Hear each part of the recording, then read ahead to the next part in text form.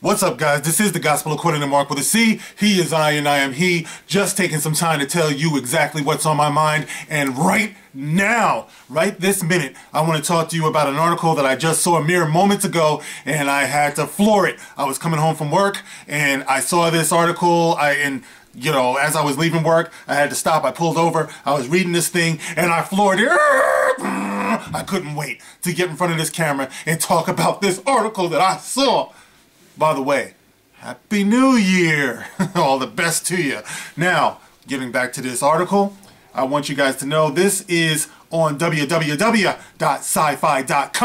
and the article says, Spock is broken in Star Trek. Yes, you heard right. Mr. Spock is broken in Star Trek. Discovery's second season says showrunner. Then they got this picture here. All right? Looking like the Geico caveman. Logic. So easy a caveman could do it. And it goes on to say, and this is by Jacob, what is this, Euler? Euler? Okay, I was about to say Euler. I hardly know her. Alright, so anyway, it says, a famous face is coming to Star Trek Discovery's second season, and it might not be how fans remember it. We're starting off provocative with Doomsday on his logical mind. The world's most famous half-Vulcan isn't a happy camper as CBS All Access heads into the follow-up to his Trekkie debut. Ethan Peck's Spock is warning everyone about the Red Angel, and he's as dour as they come. Now, the series showrunner is offering a little insight into why this harbinger of doom is an altered version of the character fans know so well. Talking to TV Guide showrunner Alex Kurtzman explained that the series' younger version of Spock is having just a whale of a time dealing with his own visions. Spock, because of his inexperience with the Red Angel and because the 7 signals and these visions that he's had since childhood, all his logical training cannot make sense of it, Kurtzman said. Is that the way it's written? Spock, because of his experience with the Red Angel and because the 7 signals and these visions that he's had since childhood, all of his logical training cannot make sense of it, Kurtzman said. Kurtzman sounds like he's having a hangover. That makes no sense, but okay, I guess we get the gist of it. These experiences have basically broken his brain, and he doesn't have the emotional understanding of how to deal with it either. The showrunner continued. So, both logic and emotion have failed Spock. He's not the Spock you know from TOS yet. That would mean the original series. He's not the Spock you know from TOS yet. He's the Spock who's still figuring out who he is. You can see that in the beard and the extension of the goatee that fans know from the evil versions of the character. Peck said that the beard is a great externalization of that internal disarray. What, just because you have a beard, it means you have internal disarray? Listen, I have a beard, a little shadow here, and I think I got it together pretty well, let me tell you. But okay, if you want to run with that stereotype, you go ahead, Peck. Where are we? And teased that the character will struggle to reconcile the conflict between his human side and his Vulcan side, or his emotional side and his logical side. Adding on to him being a brand new Spock. For fans of the original canon, what the hell is this lemon pledge? It's a brand new Spock, lemony fresh, leaves hands soft. No, this is an iconic character, a legendary character that quite frankly you don't fuck with. Pardon me. Adding on to him being a brand new Spock, for fans of the original canon, is his adoptive sister. Here we go. Michael Burnham. That would be the sweet Sonequa Martin Green, who I loved on Walking Dead, by the way. But here, don't get me started. I gave her a chance, damn it. You know I did. Back when nobody was watching this channel, I said, I almost said Voyager. Discovery is a show that I like to give a chance to. I loved, what's his name? The captain, the original captain played by Jason Isaacs, I believe it was, Lorca. But anyway, like I said, I'm not going to get into that. Adding to him being a brand new Spock for fans of the original canon is his adoptive sister, Michael Burnham, Sonequa Martin Green, who was taken in by their father, Sarek. Apparently, by the way, I like the guy who's playing, the new guy who's playing Sarek. He does a pretty decent job. It's not all negative, guys. Apparently, the show's second season will help explain Spock's silence about her in, well, every other Star Wars thing, and how she helped him become the character that fans know and love. No, that's bullshit. No, we've seen Spock's past before. We've seen his mother. We know of his love for his mother. We've even seen, what was that, his half-brother in the Undiscovered Country. We've seen his relationship with Kirk. We've seen his relationship with his father. We've seen his relationship with the woman that he was trying to bang in that episode where he ended up killing Kirk when he was in heat because he needed to get some. But never, never, never have we heard anything about his sister. I wasn't going to make an issue out of this. I tried to have an open mind. But when you come to me talking about a broken Spock, you fucked up. Going on. It's through his relationship with Michael and their working out of their issues that Spock comes to understand where he lies in the line between logic and emotion and actualizes himself as the Spock that we do know from the original series. Oh, so in other words, Spock is going to be on some, did you ever know that you're my hero? Michael Burnham, you're everything I wish I could be. Fascinating. I can fly higher than an eagle. You are the wind beneath my wings. Illogical. Fly, fly, Michael. I don't think so. All right, where is it? It's through his relationship with Michael and their working out of their issues that Spock comes to understand where he lies in the line between logic and emotion and actualizes himself as the Spock that we do know from the TOS. By the time that you get to the end of the season, you'll see how he became that guy, that dude. No, he's Mr. Spock. He's not that guy. Okay? This is what you guys are not understanding. These iconic characters are not yours to fuck with, to play with as you would please. No! This is, it's just blowing my mind. See, this is what the problem is with Star Wars. It's like you want to take a huge, healthy dump on legendary, iconic characters just so you can lift up your new characters because you're not giving them any character to stand on their own. Who did Spock have to stand on when we first met him? Who did Captain Kirk have to stand on when we first met him? They stood on their own. They built their legend on their own. They didn't have to smack anybody else down. They didn't have to break anybody else. You want to break Spock to make him Burnham look better. You want to break Luke to make Rey look better. And I'm sick of it. I'm tired of it. I tried to give Discovery a chance, but this article alone has me checking out. And you can thumbs down. I don't give a fuck what you do. That's how I feel. All right. So anyway. Fans will be able to see for themselves when Star Trek Discovery's second season, Spock and All, hits the streaming service on January 17th. That's just a couple of weeks. Oh my God.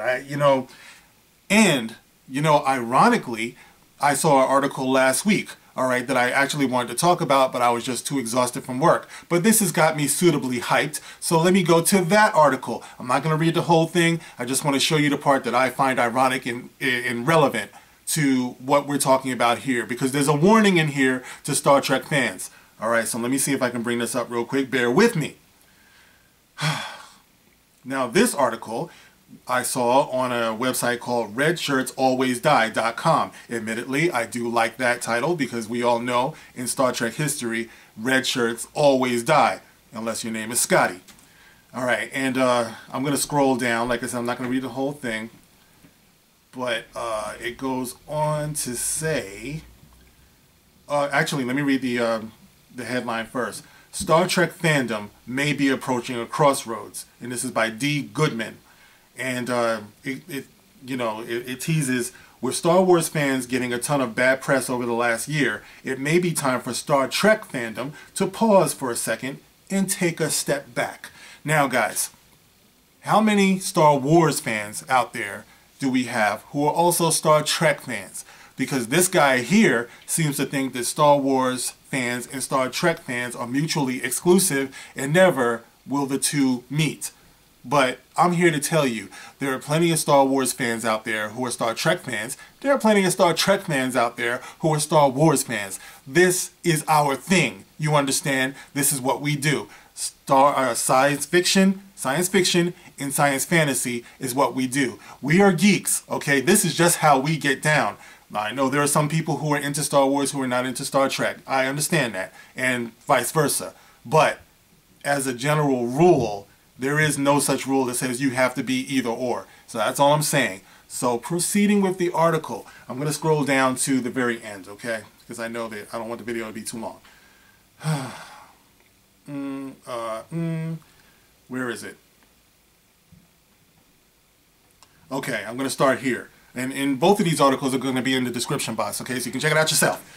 The bottom line is that with a second season of Discovery set to arrive in a few weeks, there are all the ingredients present to push some Star Trek fans over the edge. They're probably talking about those changes that they're making in Discovery of legendary characters like Mr. Spock, where you want to break him. He's going to be broken. Okay, so they're kind of anticipating that Star Trek fans are going to perhaps rise up in their vocal opposition like Star Wars fans have. And this article here is waving a finger at us saying, don't you do it. You don't want to be like those Star Wars fans.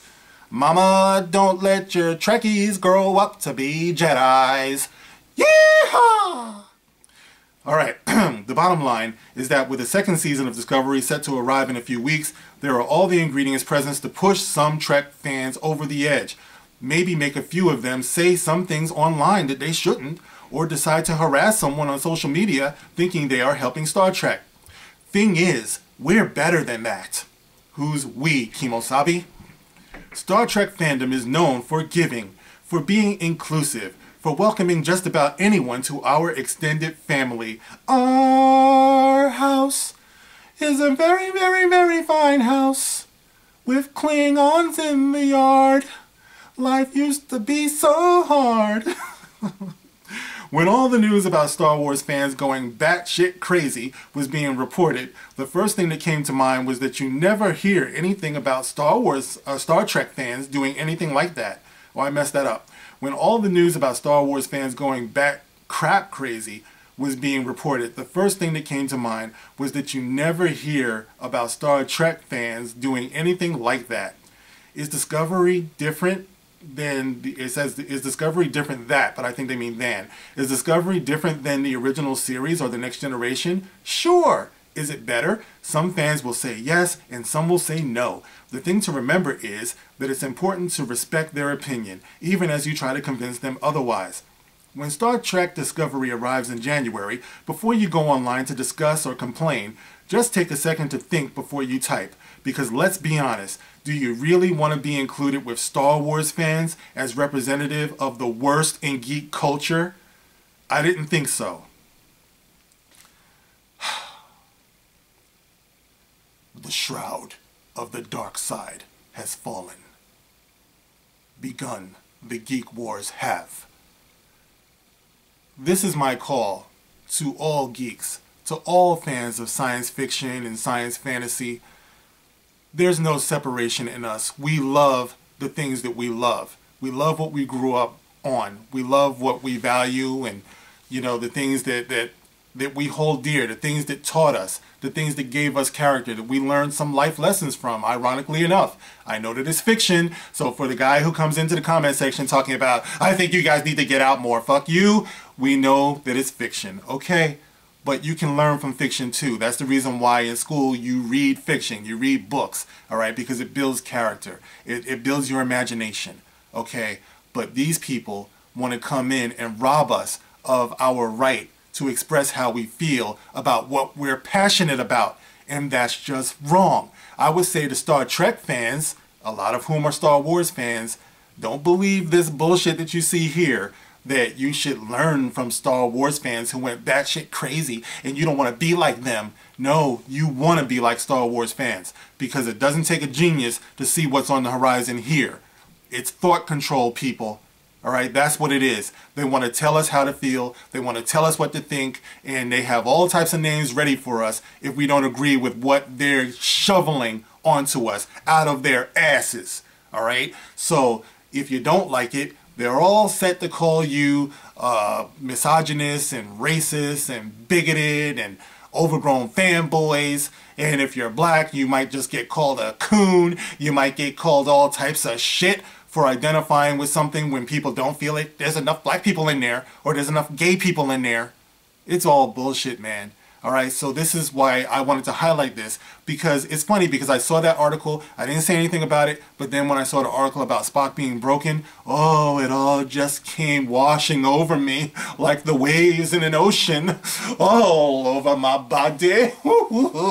So I figured I would let you know what's going on inside of my mind. Like I always say, I'm just taking some time to tell you what's on my mind, and I've done that. Now, time for me to go and pick up my son because I have to check his homework. But what do you guys think about all this? All right, first of all, I want to know in the comment section, if I'm alone, how many Star Wars fans are Star Trek fans? How many Star Trek fans are Star Wars fans? And how do you feel about all of this? How do you feel about Spock being broken? How do you feel about this tendency of people to take legendary characters that are beloved all across the world, all across generations, and breaking them just for the sake of raising up new characters who don't have the chops to stand on their own. They don't have the imagination behind them, the character to stand on their own. So, let me know in the comment section how you feel about all this. Maybe it's just me. I don't know. Alright? But until next time, I am the Gospel according to Mark with a C. Rock on!